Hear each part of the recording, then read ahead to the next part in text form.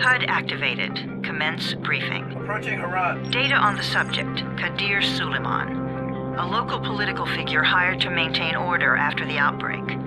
His brother Hassan died in a disease-related incident before we were able to evacuate him. Suleiman blamed the GRE for Hassan's death.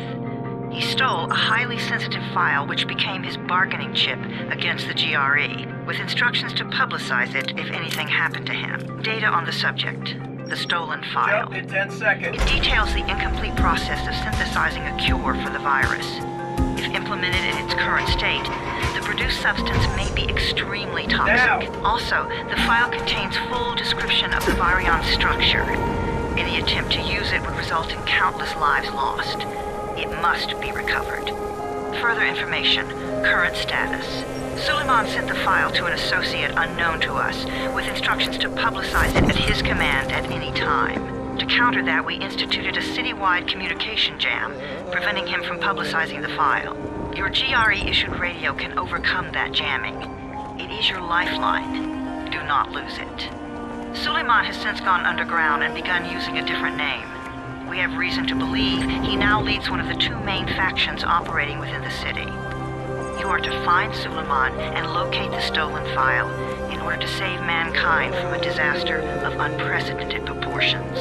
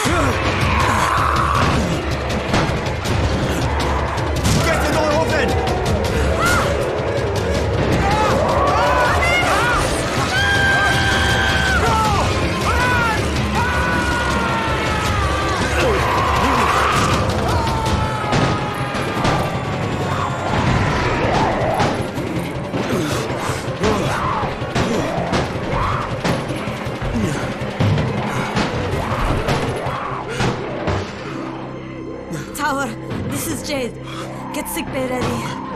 Got a guy with a bad head wound and a bite on one arm. Oh shit, Amir's hurt? No, Amir is gone. But I'm bringing in someone who might still survive. One of us? We'll see.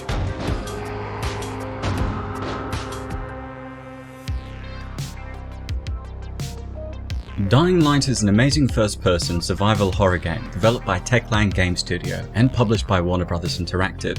While the concept of Dying Light wasn't wholly unique at the time of its launch, the way it combined intense first-person action, parkour movement, and survival mechanics was highly innovative. Playing as the deft and deadly undercover agent Carl Crane, you're dropped into the virus-ridden city of Harran, where zombies have overtaken the streets. Sent to investigate the source of the viral outbreak, you must forage and survive in this grim city of death, or fall prey to the virus that threatens Harran's existence. Crane here. Where were you? We've been waiting for your report. It's been over 70 hours. I lost my radio for a while. Don't worry, the cover's intact. No contact with the tower's leader yet. Unable to confirm identity. I'm taking steps to blend in. Acknowledged. Time is of the essence, Crane. Remember that. Although Techland saw success with some of their previous games, Dying Light established the developer as a studio capable of producing big-budget AAA experiences. Hey guys, what's happening? Niyat here with Film Comics Explained, and in anticipation for Dying Light 2, which is set to be released tomorrow. Today, we're exploring the first game, examining its development, the story, the deadly Harran virus, and the high-quality combination of gameplay mechanics that make it a contender for the best zombie game ever made. Dying Light was the 35th game produced by the Poland-based game developer Techland.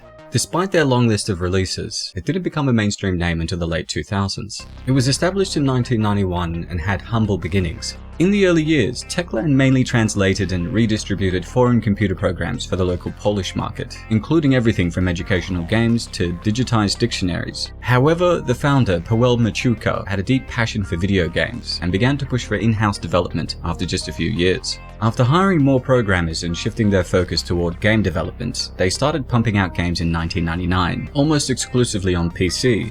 Between 1999 and 2003, they released at least a dozen games, most belonging to the real-time strategy and racing genres. In 2003, Techland released their debut first-person shooter, Chrome, a sci-fi title that took inspiration from iconic games like System Shock. The game saw some decent success, starting an upward trend for the company. Their first console game, Call of Juarez, was released in 2006 for the Xbox 360 and combined a Western setting with explosive first-person shooting.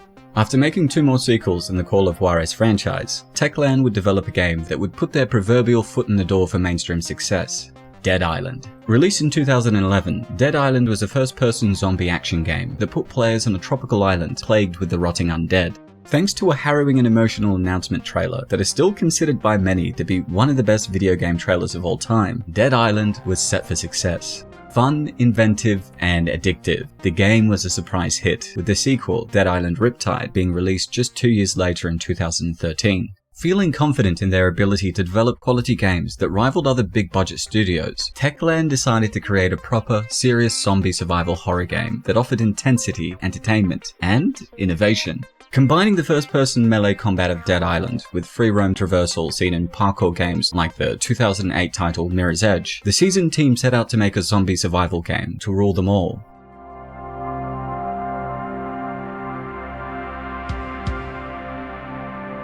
The eyes of the world have been glued to the city of Harran for the past 2 months, following the outbreak of a previously unknown pathogen. It is not yet clear what has caused this gruesome affliction. The local government's Ministry of Defense erected a quarantine wall shortly after the outbreak. The global relief effort's steady stream of supply drops has sustained what few survivors remain in the city. The Ministry of Defense believes more radical action should be taken to stem the tide of this virus. The question is, are there still non-infected survivors in the city as the GRE maintains? And if so, will the ministry still go through with a stated plan to annihilate the city in an attempt to wipe out the Harran virus once and for all? Whether by way of the virus or the ministry's proposed plan, one thing is certain: Harran's days are numbered.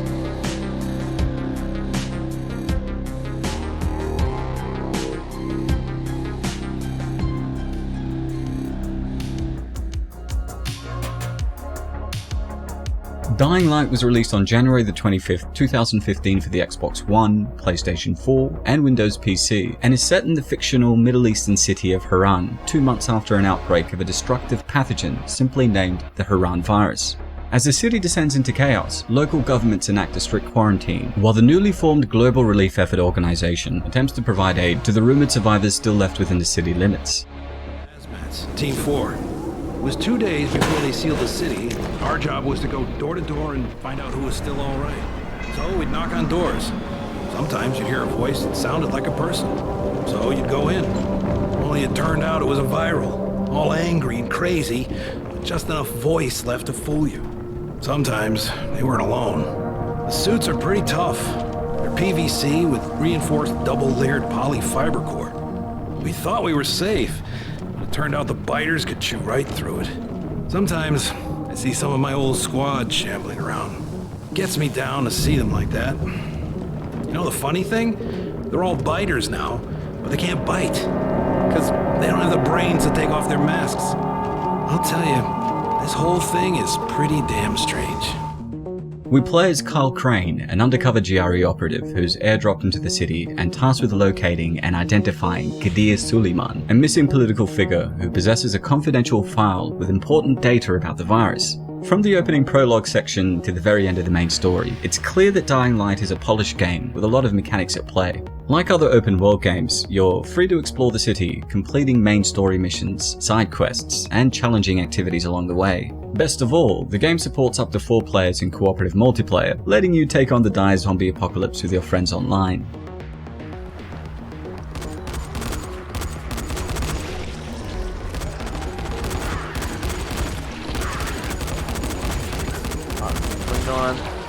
visual. 28. Come on, surely. One more. Well done, boys.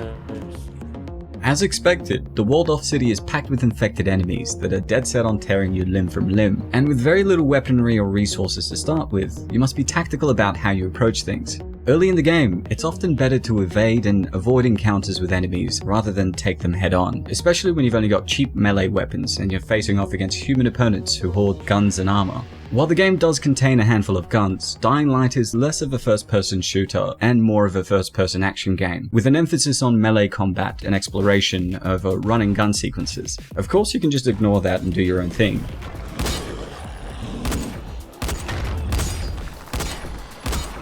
While you can buy gear and weapons from merchants, they often come at a high price, and spending some free time scavenging to find parts and blueprints to build them yourself is often well worth the investment. You also want to be stocked up when the sun sets, as Dying Light has a dynamic day and night cycle, where the undead are much more ravenous in the dark. During the day, you can usually navigate Harran with relative ease, sticking to the rooftops and utilizing the game's unique parkour movement to stay out of sight. However, once night falls, large hordes of zombies begin flooding the streets. To make matters worse, the zombies are joined by powerful nocturnal infected variants capable of besting us with overwhelming speed, power, and unique attacks.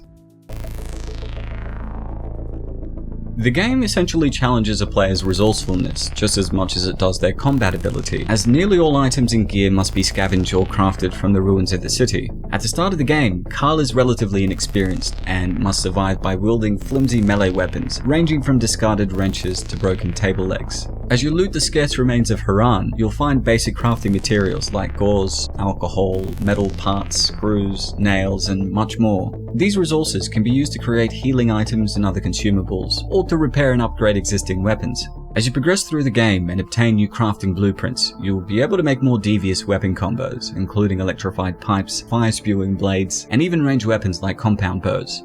What I really love about this game is that the combat comes with an innate sense of realism, as you're limited by your stamina, the strength of your weapons, their durability, and your tactical awareness. Your attacks have a significant feeling of weight, with blunt weapons landing with bone-crushing power and blades tearing through flesh. Successfully eliminating an infected enemy often comes with a satisfying spray of blood and viscera as heads explode, limbs are crushed, and bodies crumble in a spectacle of gore. But that feeling of power and strength quickly turns to anxiety and fear when you become outnumbered or your stamina runs out, with your tactics then quickly swaying from domination to defense. Fortunately, you can unlock new abilities and skills through 3 major skill trees by earning experience through various activities. For instance, navigating the rooftops of Harran by chaining together jumps improves your agility level, with an accompanying skill tree that improves your speed, unlocks new free-running moves, and increases your endurance. You can similarly gain experience towards your power level by defeating enemies in combat, earning you new attacks, more health, and passive damage bonuses. Further in, you can get unique blueprints, expand your inventory space, and even unlock a grappling hook by increasing your survivor rank, mostly by completing missions and side quests. Even if you max out one of these 3 stats, you can still power up via the legend level, which provides powerful endgame perks for players who are willing to grind for them. Overall, these light RPG elements really help round out the overall experience, as the leveling system offers a continuous feeling of progression, even if you're not pursuing the main story path. While the combat, story, and RPG mechanics of Dying Light are all important aspects that elevate the game's quality, it's the parkour-style movement that sets it apart from other games in the zombie action subgenre. Sure, plenty of other games had featured free-running mechanics before it, but Dying Light adds an element of fluidity and verticality that was fresh and engaging. From the very start of the development cycle, Techland was determined to bring refreshing movement to the game. However, they ran into a handful of design problems as they worked out the most organic way to implement the free running into the game. At first, they scattered scalable objects all over the city, but even with 50,000 unique points of traversal on the map, the movement still felt limited. Starting over from scratch, they decided to mold the movement philosophy around gameplay freedom, designing the map as a playground that would highlight the various skills that the player can unlock. Even without any of the fancy agility upgrades, moving around Dying Light's world is an absolute treat. Between the cramped alleys of the slums and the high-rise streets of Old Town, there's a satisfying amount of variety in environment design, encouraging players to be bold and brazen with their movement. Like a cross between the parkour game Mirror's Edge and Ubisoft's Assassin's Creed franchise, Dying Light lets you freely interact with every ledge, awning, or overhang in the game, pushing you to string together impressive free-running routes. Things get even more intense as you unlock agility upgrades, which further improve your parkour capabilities. The free-running movement is also expertly intertwined with the melee and hand-to-hand combat, encouraging players to drop-kick zombies off of buildings, land devastating aerial blows with two-handed weapons, or trip up your enemies with slide tackles. Simply put, as long as you have the skill and environmental awareness necessary, Dying Light affords a feeling of speedy bliss, thanks to its impeccably designed movement that keeps the game feeling fresh even after dozens of hours of play. Landing in the slums of Harran, Kyle is immediately ambushed by a gang of bandits belonging to one of the two survivor factions still operating in the city. Luckily, he's rescued by Jade and Amir, two supply runners working for the opposing faction. Although Kyle lives on to continue his mission, he's bitten by an infected human in the process, leading to Amir's untimely death. Waking up several days later, Kyle attempts to blend in with his saviors, hiding out in their base camp called the Tower.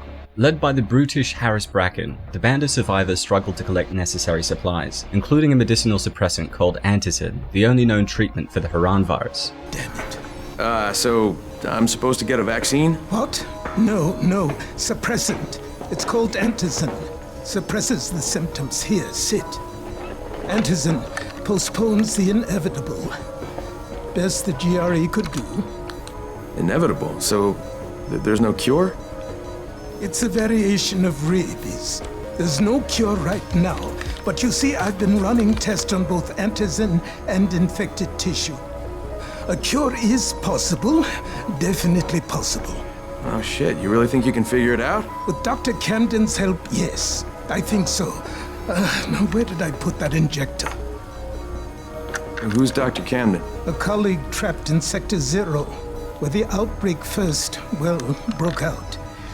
We've been collaborating via radio, though we would have made more progress if the connection were better. Also, if my earlier experiments had borne fruit. Maintaining contact with his handlers at the GRE, he continues his search for Kadir while further investigating the source of the virus. Siding with Brecken's group, he finds himself at odds with the opposing bandit faction, led by their mysterious kingpin, Rise. Eventually, Kyle identifies that Rise is indeed Kadir Suleiman, but learns of a greater conspiracy in the process. In a cruel twist, it turns out that the GRE has no interest in curing the Harran virus, but instead intends to weaponize the pathogen for military use. Crane, is that you? Do you copy? How the hell do you want? We want to offer you a chance to get out of that horrible place. Oh yeah? And why would you do that? I never found out who had your precious file. You don't even have to pay the rest of my fee. Water under the bridge, Kyle. We're best off just to move past that. All you need to do is to bring Dr. Zara's research with you, and we'll send a nice, safe helicopter to extract you. You realize I know what was in the file. I knew you were going to exploit the virus. Crane! Oh my god. You need the cure now for spin, don't you? That's the only way you could get out of this. Try to convince everyone you were working toward a cure the whole time. Don't be ridiculous. Bring us the research and everything will be fine. Disgusted by this revelation, Kyle breaks ties with the GRE and shifts his focus to helping the survivors in Harran. In the residential area of Old Town, he meets several more survivor groups, including a small outfit known as the Embers. With international controversy surrounding the Harran outbreak, local governments plan to firebomb the city, despite the potential of human survivors.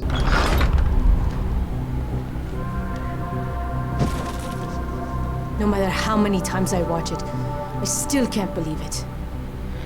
An internal global relief effort document surfaced today that, if verified, implicates the GRE in a far-reaching criminal conspiracy. Instead of trying to find a cure for the Harran virus, according to the file, the GRE had plans to weaponize it and sell it to the highest bidder. Worldwide backlash has...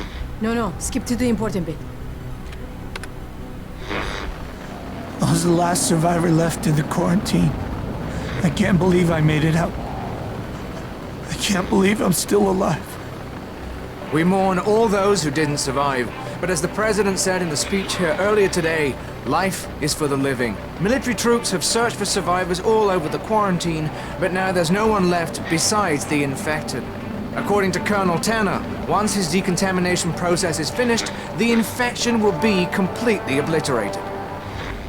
The Ministry did this. They're making their excuses to the rest of the world for destroying a city. Look, Crane, Before you go charging out of here, we already had an idea of how to send a message. Anyone who can hear me, please listen. My name is Kyle Crane, and I'm sending this message from inside the Harran quarantine. Colonel Tanner and the Ministry of Defense have lied to you. There are still survivors inside the walls. They plan to firebomb Harran, but if those bombs drop, you will know Tanner and the Ministry are cold-blooded murderers. Holy shit! There's someone alive in the quarantine zone? Hey, do you copy? Do you copy? It's Mildred!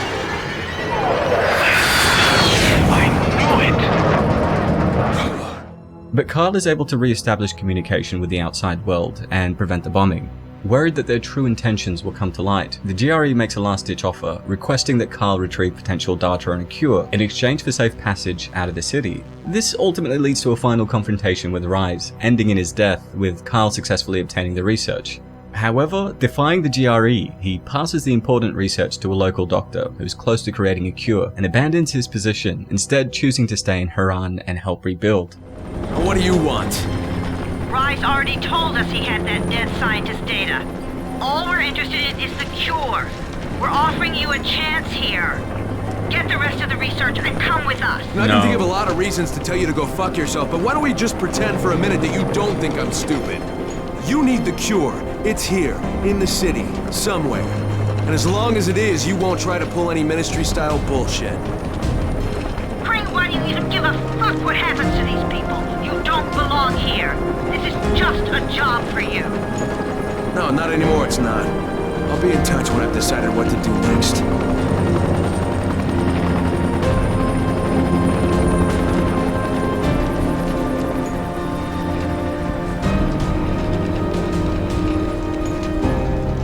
Crane? Hello, Crane, can you hear me? It's Camden. Yeah, Doc, I hear you. What's going on? The analysis just finished on the tissue samples. The results are... well, I don't think the word phenomenal is too strong. Crane, if you can recover Zara's data, I'm certain a cure is within reach. All right. Hey, we'll talk about it next time I see you.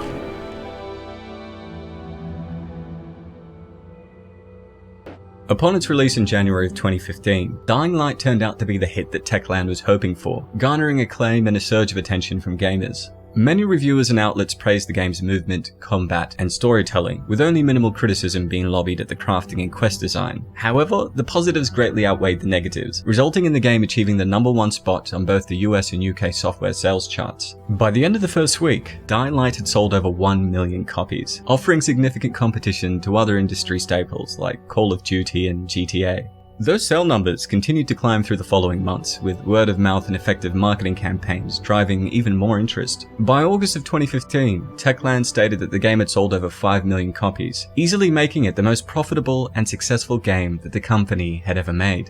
Despite their immense success, Techland wanted to continue the Dying Light experience and set their sights on post-release content and expansions.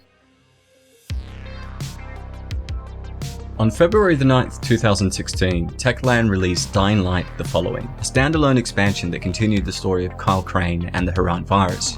In the story, the survivors of Harran struggle as their antizin supply begins to run dry, and progress on a cure stagnates. One night, the supply runners rescue a delirious man who speaks of a nearby region where the citizens are immune to the virus, but warns the camp against investigating. Disregarding this warning, Kyle follows a map that leads him out of Harran via the sewers, where he discovers a farmland known as the Countryside.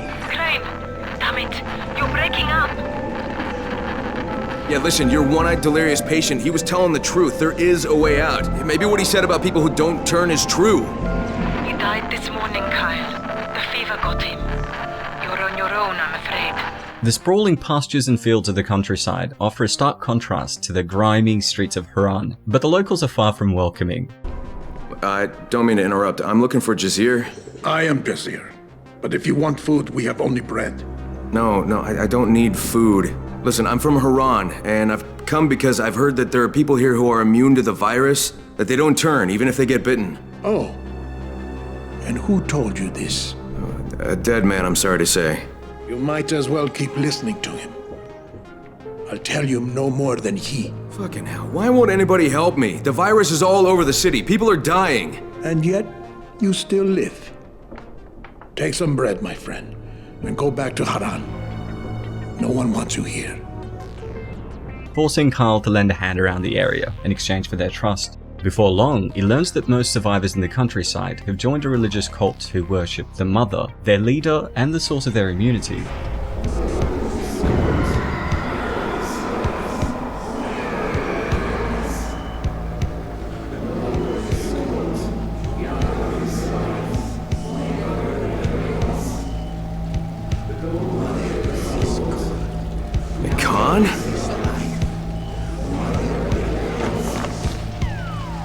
What the hell did they do to you? I had been shown the error of my ways. They have opened my eyes to the truth, to the light. Holy shit. Talk about drinking the Kool-Aid. Mother is good. Mother is grace. Mother is light. Mother, blessed by the sun, we praise you. Blessed by the sun, we praise you. Mother, embraced by the wind, we trust you. Mother, embraced by the wind, we trust you. Mother, radiant with grace, come to us. Mother, radiant with grace, come to us. Mother is good. Children of the sun, accept the Mother's gift and stay true to her path.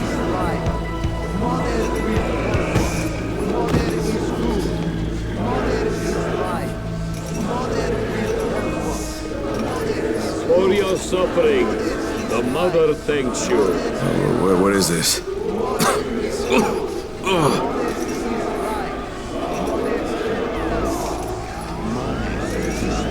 Like any good cult, there has to be some sort of hallucinogenic. Shit! To warp your mind. Remain true to the path, stranger, for it has only just begun. What's happening to me? Accept me. No, this can't be happening. Can't be. Your destiny and mine are intertwined. No, this can't be happening. Can't be. Believe in me, Kyle, as I believe in you. Who are you? Unlike the base game, the following offers two different endings, depending on some endgame decisions you have to make. That said, both endings provide a bleak end to Kyle Crane's tale, resulting in either personal or mass-spread destruction. In addition to providing some context and backstory about the origin of the virus, the following also offers a few gameplay additions and an experience somewhat different from the base game. Unlike the cramped city of Harran, the countryside is rural and long-reaching, making it harder to avoid large hordes of zombies. The map is also twice the size of the original game, requiring long treks back and forth from safe houses, bandit outposts, and cult hideouts. To speed up traversal, a dune buggy vehicle was added to the game, calling back to Techland's long history with the racing genre. Just like your weapons and gear, the buggy must be maintained as its durability decreases over time. Similarly, you can upgrade your vehicle and driving abilities through a dedicated skill tree, adding fun attachments like flamethrowers and electrified roll cages. The expansion also adds some new weapon types to your arsenal. Like the base game, 4-player co-op play is included, as well as the asynchronous multiplayer known as Be the Zombie. In this game mode, you can invade other players' worlds while controlling the powerful Night Hunter, a mutated infected variant with enhanced mobility, speed, and strength. To keep players invested in the game after they've completed the core content, a new bounty system was also added to the game, with 3 different bounty variants, split between basic, daily, and community bounties. Each tasks you with completing a small challenge, ranging from tricky traversal routes to zombie killing sprees. Like the base game, Dying Light the Following was received well among critics and fans, but Techland still wasn't finished. Setting aside most of their other projects, the developer doubled down on the Dying Light brand in the hopes of even more success. At the 2018 Electronic Entertainment Expo, they announced that a sequel, Dying Light 2, was in production.